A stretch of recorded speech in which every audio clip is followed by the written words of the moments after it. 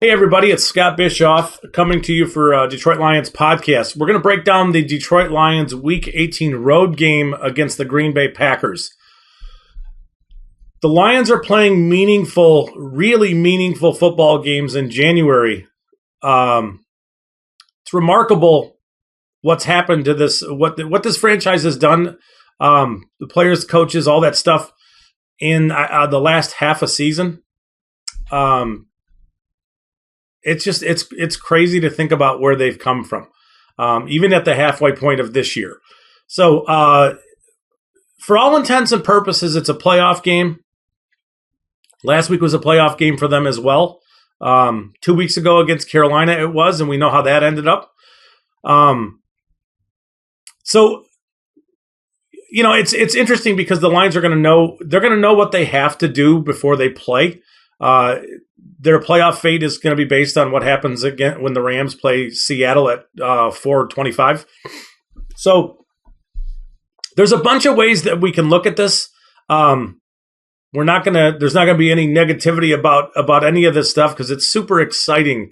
Again, that they're playing this kind of football this late in the season.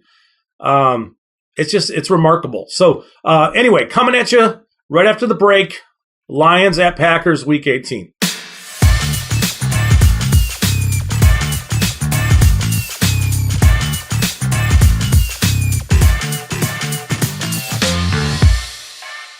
Okay, so Week 18 coming up. Lions are on the road at Lambeau Field in Green Bay. The Lions put a pretty good beating on the Bears last week, and that's an understatement. They dismantled the Bears in a bunch of ways. Watching the pass rush, watching them, just what they did on offense, and how clean and efficient they played that game. And how aggressive they were too, how assertive they were at times when they could have just sat on, they could have sat on a 10 or a 14 point lead, but they didn't.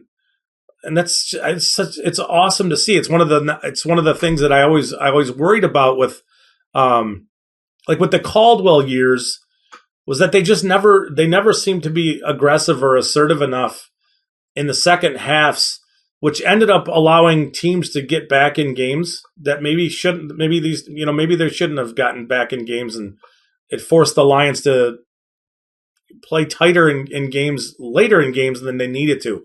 So it's just cool to see. It was good to see them bounce back after the Carolina game, and it's just I guess I'm just really excited about where they are as a franchise. They still have a long way to go, but it's the first week of January, and you have essentially a playoff game, which is remarkable if you consider this team started 1-6. So their first effectively season and a half, the Lions were 3-19-1, which is kind of bad. And then they're 6-2 from that point forward. We could talk all day long. We could about Brad Holmes and him hitting it's early for some of this stuff, but still, you look at Kirby Joseph and James Houston, and I still look at the Josh Pascal pick, and I think that's going to be. I think he's a really good player. I think he'll be a very effective player for them in the long term. Hutchinson's playing well. James Houston, it's remarkable to watch him rush the passer. He does things. He's doing things at a pretty electric level. The bend, the power, the leverage, all that stuff. So I just think the summary into going into Week 18 is it's clicking in every way that it could. You've got a GM hitting in the draft. You've got coaches really figuring out how to use players, and you've got players playing at a pretty high level. Green Bay is a tough place to play. It has been for the Lions for a long time. That may coincide with the Packers going from Brett Favre to Aaron Rodgers. But even before and Green Bay is just a tough place to play, especially in the cold. The Lions may get a bit of a break as far as the cold goes and the weather goes for this game, but it's a huge game. Fired up for it. So the numbers, we're going to try to get through these real quick. The game total's 49. Green Bay's favored by 4.5 at home. The implied totals have Green Bay at 26.75 and the Lions at 22.25. So, again, these numbers are picked from pretty early in the week, so things can change. Vegas is kind of expecting a higher scoring game, which I think is completely reasonable to expect. On offense, the Lions are averaging 4.6 yards per carry, which is tied for 11th in the NFL. The Packers are averaging 4.7 yards per carry, which is tied for 8th. The Lions have 21 rushing touchdowns, 3rd in the NFL. The Packers have 12, which is tied for 22nd. The Lions are averaging 7.6 yards per passing attempt, which is tied for 6th in the NFL. The Packers are averaging 6.9 yards per attempt, which is 19th in the NFL. Detroit has 29 passing touchdowns, which is tied for 5th. Green Bay has 26, which is 11th in the NFL. On to the defensive side of the ball. The Lions are allowing 5.3 yards per carry, which is tied for 30th. Green Bay allows 5.0 yards per carry, which is tied for 27th. The Lions have surrendered 22 rushing touchdowns, which is 30th in the NFL. Green Bay's given up 16, which is tied for 21st. The Lions are worst in the NFL, tied with Chicago. I think it's Chicago, giving up 7.5 yards per passing attempt. Green Bay gives up 7.0, which makes them tied for 25th. The Lions have given up 25 passing touchdowns, which is tied for 24th. Green Bay has given up 22, which is tied for 14th. Sacks. The Lions have given up a grand total of 23 sacks on the season in 16 games, which is 2nd in the NFL. It's a remarkable number. The Lions' offensive line is damn good. It just is. And the ability for it to grow into even being better. They've had a hole at the right guard position for a long time this season, but when you look at Taylor Decker, Jonah Jackson, Frank Ragnow, and Penei Sewell, and the concept of adding the concept of adding a good right guard, not early, round 3, 4, 5 range, you can find players there. The offensive line has a chance to be special for a while. Green Bay's given up 30 sacks, which is 8th in the NFL. The Lions have generated 37 sacks, which is tied for 17th. And Green Bay has generated 33, which is tied for 23rd. And then the last thing we're going to look at stat-wise is, or at least in this way, interceptions. The Lions have generated 11, which is tied for 19. And Green Bay has 17 interceptions this season, which is tied for 3rd. That's a lot. Done a good job turning over the ball. The Lions have only thrown 7 interceptions. Jared Goff, good job. Second in the NFL.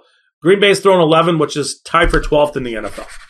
So those are the numbers and that side of things. We're going to look at some trends. The Packers had a bye in Week 14, so I think it's always good to look at things with some recency, unless something stands out. So we're going to look at the last 4 games or 4 weeks for the Packers offense and defense. We're going to look at what the Lions offense has done the last 4 weeks, and then we've done this for a while. We're going to keep tracking the Lions defense from the point where they dismissed Aubrey Pleasant and they got some players to return and they shifted some things around. So the Packers on offense over the last 4 weeks, 3 games, they average 21 completions and 32 attempts, which is 66%. 212 yards passing per game. They're averaging 1 passing touchdown and they've thrown 2 interceptions in that 3-game span. So just under it's 0.7 interceptions per game. The run, they averaged 31 carries for 127 yards for 4.1 yards per carry. They've done some damage on the ground. They have 5 rushing touchdowns in 3 games. They've done a good job there. So that's their offense. We'll get into a little deeper about their offense. These are just the numbers. Their defense, again, week 14 bye, so this is a 3-game, 4-week stretch. They're giving up an average of 17 completions on 27 attempts for 228 yards. They've given up 4 touchdowns in 3 games, so it's 1.33 touchdowns per game. They have 7 interceptions over that 3-game period. 3 in the last 2 weeks. So they picked off Tua 3 times, and they picked off Kirk Cousins 3 times last week. So they're averaging a shade over 2 interceptions a week. Against the run, they're averaging 18 carries. They give up 85 yards, which is 4.66 yards per carry. They've given up 1 touchdown rushing in that 4-week, 3-game span. So some of that is, if you just look at it, some of it is, you look at the Rams, who they played in week 15. They played Miami in week 16 and Minnesota in week 17. And yes, Minnesota has Dalvin Cook, and he's a remarkable running back. But Minnesota's not. They're just, they're very dependent on their passing game. And when you can make Kirk Cousins uncomfortable, you can make him look like he did last week. So, I think against Dalvin Cook and company, they gave up 20 carries for 102 yards and no touchdowns. They gave up 18 carries for 82 yards and a touchdown to Miami. That could have been Raheem Mostert. They gave up 17 carries for 72 yards to the Rams. So it's a team that's playing that looks like on the numbers and just on paper, it looks like they're doing a good job defending the run. But I will tell you, I have to remember where I left off there. I will tell you that the Lions pose a challenge for the Packers on defense. And it's essentially the Lions' ground game and their ability to run with power. The scheme, the power, like the gap scheme, is something that the Packers struggle with. It's just they don't have the personnel or the size to match up. And I think it's as we're doing this, I'm going to look up. I should have done this before, but I just thought of it. I'm going to look up what the Lions did back when they played each other the first time. But the Packers definitely struggle. If you look at like Miami runs a wide zone scheme, and that scheme seems to be something that the Packers do well with. They have some speed at the second level. Quay Walker is a fast linebacker. They just, I think when you look at teams that run with power against Green Bay, you'd look at teams that are a little more effective, right? So hang with me as I talk through this, because I'm going to try to find when the Lions played the Packers. I should know this, and I'm embarrassed that I don't know this. But the point remains that we have a situation with the Lions on offense where they have the ability to get into their looks where they're pulling guards, where they're double teaming interior defenders and moving them off the ball, where the Lions can go into 12 personnel, which is 1 running back and 2 tight ends. They can get into 13 personnel, which is 1 running back and 3 tight ends, and then just be a really heavy look. And it's just something I think that it's something that the Packers struggle to defend. They just do. So I think that, the point I'm making on all of this is that on paper, the Packers look like they're defending the run pretty well right now. But the Lions pose a challenge and have posed a challenge for teams for a while. Teams that don't defend power are going to struggle against what the Lions do on offense. And, I want to say Jamal Williams had 24 carries for 81 yards against the Packers when they played back in, I wish I knew, let's say week 9. So, that's the nuts and bolts of it is just the Packers don't have the personnel to line up and stop when the Lions want to just run it down their throat. The Packers are they're not gonna have a great time doing that. The Lions have an advantage there. I would think that the Lions are going to want to do everything in their power to reduce the amount of possessions that they give the Packers' offense. And one of the ways you can do that, obviously, it was week 9, is to run the play clock down and, kind of take the air out of the ball. Use the running game to reduce the clock. There's a lot of ways you can do it, but in the end, if the Lions use their running game to generate first downs and consistently get themselves in good down and distance on second down and short yardage on third downs when they do have third downs, you can open up your playbook. You have play action you can go to. There's a lot of unique things that I would think that the Lions will be bringing out of the playbook. There's not a lot of reason to leave anything behind. Sometimes earlier in the season, you don't want to show certain looks to certain teams because you want to save that stuff. And this is as important a football game as I think has been played for Detroit in quite some time. And I don't say that just as it's playoffs or bust. Even the idea of keeping the Packers out of the playoffs is pretty awesome. So if Seattle wins and you can't make the playoffs, but beating Green Bay and finishing 9-8, beating Green Bay on the road and keeping them out of the playoffs is a massive, massive step for this football team.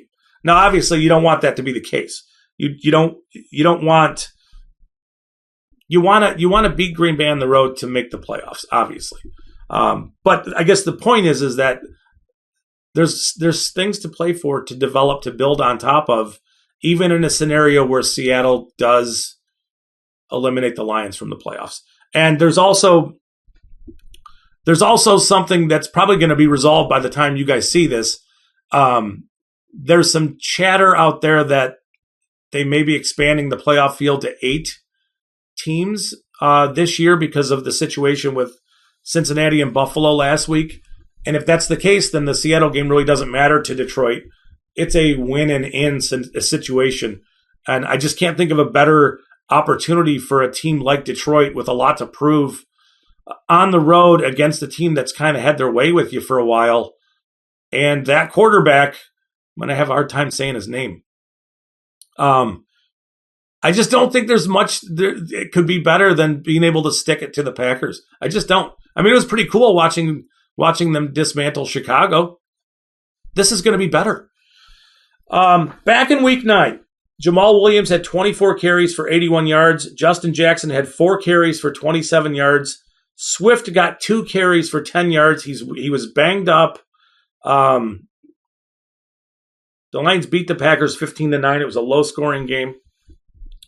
But they did have 31 carries in that football game. So that's kind of what where the Lions and the Packers are. When the Lions get on offense, for just from a running perspective, I think the Lions have some advantages that they can exert some of their authority, their size, their playmaking, and their ability to get their offensive linemen on the move. And that's going to pose some challenges for Green Bay's defense.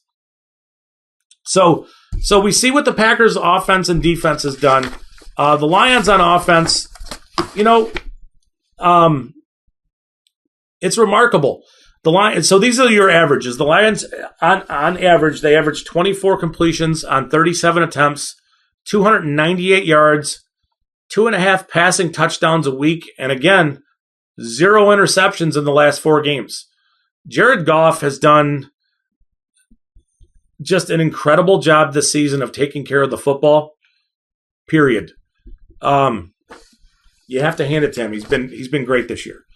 On average, there over the last 4 games, 28.5 carries for 137, almost 138 yards. They have 3 touchdowns in that 4-game span. 2 of them came last week. Coming clean and being honest, the Lions had 39 carries for 265 yards last week. So obviously that's going to really push up their numbers. They had been struggling to run the ball before last week. So, Chicago's not a great run defense. You can run the ball on them. They had given up, I want to say they had given up 8 touchdowns in the previous 3 games on the ground. The Lions added 2 more. So Chicago's given up 10 in 4 games, rushing touchdowns. But still, you did it. DeAndre Swift looks explosive again, like he's feeling better. Jamal Williams looked a little bit banged up in that game last week. He didn't look quite himself. The Lions run average, again, three touchdowns. They had 2 last week in the last 4 games. They are you only attempted 17 runs against Carolina because of the pace of that game. So I think that the numbers, the averages are down as far as attempts. You're going to see them 30 plus attempts. Right now they're averaging 4.83 yards per carry over the last 4 games. We want to see some explosive runs. I think we will. It's going to be a really interesting matchup for them on offense, just to see the things, like I mentioned, the things that they bring out that they haven't shown yet. The things that they did show early, like the jet sweeps to Amon-Ra. There's a play that stands out where Amon-Ra comes along and Goff hands it in front of him, so it's essentially a pass. He just kind of bats it up in the air for Amon-Ra.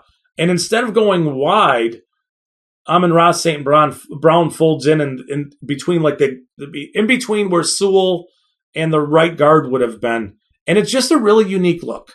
That kind of stuff. I'm really interested to see what kind of exotic looks and what kind of stuff that they bring out that if you like offensive line play or, offensive schemes and that kind of stuff, it excites me thinking about how the Lions can approach this matchup.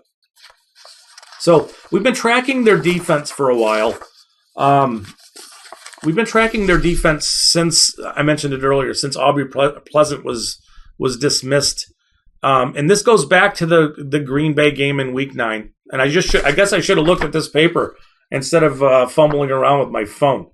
Apologize for that. So this is a 9-week span where we can see, and we've talked about this, so this isn't new stuff, but we know that running quarterbacks hurt the Lions tremendously. Aaron Rodgers is still fleet enough of foot that he can do some damage over short areas where he can extend drives. He'll run and sneaky kind of he'll get first downs. He'll pick up first downs, but he's not gonna do like what Justin Fields does, where he runs away from the defense. He's not gonna do that kind of stuff. Trevor Lawrence did a little bit of that. Josh Allen's super dangerous on the ground with his feet, but if you look at all runs over this 9-game span, there's 235 carries for 1,296 yards and 9 touchdowns, which is an average of 5.51 yards per carry. But if you just isolate it down to running backs, the Lions over 9 games, 182 carries for 182 carries for 831 yards. It's just over 4.5 yards per carry. They've given up 4 total touchdowns in that 9-week span to running backs. Two came against Carolina. So, again, you have a long stretch, except for the one game, where the Lions have been very, very effective defending the run. Green Bay likes to run the ball. They want to run the ball with Aaron Jones and get some explosiveness. And then they want to bring in A.J. Dillon and with the size and just get him into the second level and get him difficult to bring down. Lions have done a really good job tackling. Obviously, they did not against Carolina. But outside of that, they've done a really good job of tackling and rallying to the ball. That's going to be very important.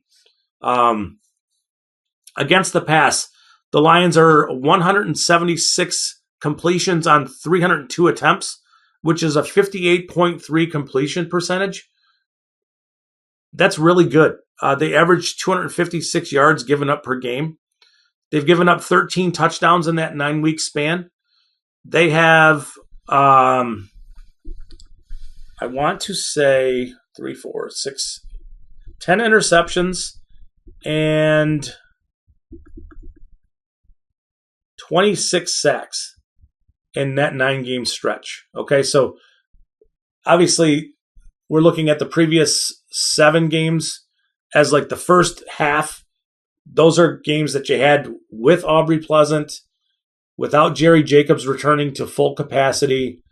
There's some things that separate those, the first 7 games and the next 9. But the Lions have 37 total sacks on the season. 26 have came in the last 9 games, so that means 11 came in the first 7. Huge number, huge difference. The Lions have 11 interceptions. I want to say they had 1 in the first 7 games. They have 10 in the next 9. So, you're seeing a lot of playmaking. You're seeing a gigantic difference on what they're doing, both in generating pressure, being able to get quarterbacks off their spot, making quarterbacks uncomfortable, making this is going to be a huge component of what happens this week, is getting an offense, and specifically the quarterback and the receivers, out of rhythm. So what I mean by that is quarterbacks like to drop back and wide receivers run their routes, and in practice, pretty much play after play after play, there's a landmark that they have to get to on the field. And that's where quarterbacks want to throw the ball. So now if through your pass rush, you're able to force the quarterback to move his feet and get off of his spot, and in coverage, if you're able to bully wide receivers at the line of scrimmage and push them around a little bit and make it take longer for them to get to that spot or not be able to get to that spot, it makes it a different throw than the quarterback is used to. That's going to be a huge component of what the Lions do on defense this week. So the combination of getting Rodgers uncomfortable off of his, getting him to move his feet, I would say it doesn't impact him as much because he's so ridiculously good with his feet that he's never not ready to throw the ball. I think it's one of his gifts. He's incredible at it. Is his feet. He doesn't need to take a lot of time to reset his feet and to reset his platform to throw the football accurately. He's just ridiculous at it. So, but it's more the physical pressure where you can alter his throws is by making him very uncomfortable. So again, that the coverage aspect ties to that. If he gets frustrated, and we've seen this for years, if he gets frustrated with his receivers for not being where they're supposed to be, it alters the way he plays. They're just not as good on offense. They get out of rhythm and out of sorts very not easily, but you can see it when it's happening that he's just pissed. And it's it would be great if the Lions could get the Packers in a situation where they were just out of sorts. We want to see iPads being thrown. We want to see Rodgers rattled physically. You want to hit him over and over. You want to make him very uncomfortable, but you also can't have coverage busts when you're doing, you want you want to make it uncomfortable for the receivers too. You want to, like I said, you want to push them off their landmarks and that kind of stuff. But the two go hand in hand. Aaron Rodgers, the Lions have to dial up ways to pressure him and make him uncomfortable. So I mean, that's, there's a couple of keys. Not that we've done this much in these videos, but a couple of the keys this week are turnovers. I know that sounds really stupid to say that because obviously turnovers are a big deal. But getting Aaron Rodgers to throw an interception in this game would be a huge deal. Getting him uncomfortable and rattled and running around, it would be great. Now, the danger of him running around is him making throws down the field while he is running around. So that's why I'm saying you can't have coverage busts or problems in the secondary if a guy like Rodgers is running around, because he will burn you. So the Lions have to play a very sound game on defense. It's a good time for the Lions pass rush to be sort of figuring it out. They're going to need it all this week. Another thing that stands out that I am worried about is kicking. Is the kicking game. I don't really want to see Keyshawn Nixon returning kickoffs.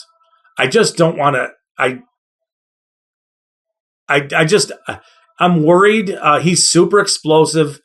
He is incredibly fast. He does have the ability to take a kickoff the distance. So, it's one of those things where, just keep the ball out of his hands. So Jack Fox is going to have to do a good job on kickoffs, not giving him opportunities to return the ball. And then, with the punting game, I'm not sure how much punt returning he's doing, but he's dangerous. He's super dangerous. So it's just the little things like that. So that's a key. Like you can't lose the return battle. You can't lose the turnover battle. You have to be, and the Lions have been phenomenal this year with their red zone efficiency. When they get in the red zone, they've been scoring touchdowns. That's a testament to their offensive line. It's a testament to Jared Goff, how efficient and effective he's been. Those are going to be huge components of this game. The team that wins the red zone battle, the team that scores 7 points instead of 3. You can't miss kicks. You can't throw picks that get returned for touchdowns. Again, Jared Goff's done a great job of not turning over the ball for a long period of time. To the point where I think you feel pretty comfortable, knock on wood there, but you feel comfortable that the Lions should be able to be okay in a lot of these scenarios where, I think the Lions pass rush can get home. I think that they can make Rodgers uncomfortable. I think they'll be able to run the ball on Green Bay. I think that there's a lot of things that they can do on offense that they have not shown that'll be good things that they can do. I'm positive. I feel good about this matchup. From a number standpoint, from just a scouting kind of standpoint, I think the Lions, while I wouldn't say they have huge advantages, they do have some advantages over Green Bay, and it's just a matter of execution.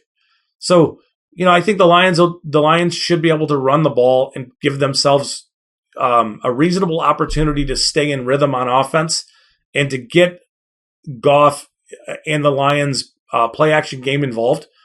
Obviously, that's a huge thing. So that's the matchup for Week 18. It's been a while since the Lions have played a game that felt like this. I know that they've made the playoffs, 6-7 years ago, but since then it just feels like, I'm a draft guy, so when the draft rolls around in Week 8, it's draft season, and we have a little bit of that going on because we have the Lions have the Rams pick. So, they still have that going on. There's an early pick at play, but it's been a while since the tide has turned in a way that where you felt, I mean, I'm feeling, and I hope you guys are too, like if the Lions get in the playoffs, there's a lot of teams that are not going to want to play them. They're just not just because of the way they're playing right now. And I think you can play that way in Week 18 on the road in Green Bay, and so I'm just feeling super optimistic about it, and just fired up that this is where they are, and this is we're less than 2 years into this tenure for Dan Campbell and Brad Holmes, and you're playing this kind of an important game. It's fired up for it. I think there's a lot of reasons for Lions fans to be super optimistic about where they are. So again, this week, run the ball effectively, finish in the red zone, harass Aaron Rodgers, hit Aaron Rodgers, and make it so their timing and tempo on offense is just off a little bit. That's where it is this week. That's the preview. We'll hit you next week with what will be a preview for Week 1. I hope their Week 1 playoff matchup against whoever it is that they're playing. So that's your preview for Week 18. You guys have a great weekend. Enjoy the football. Happy New Year to everybody. We'll talk to you next week.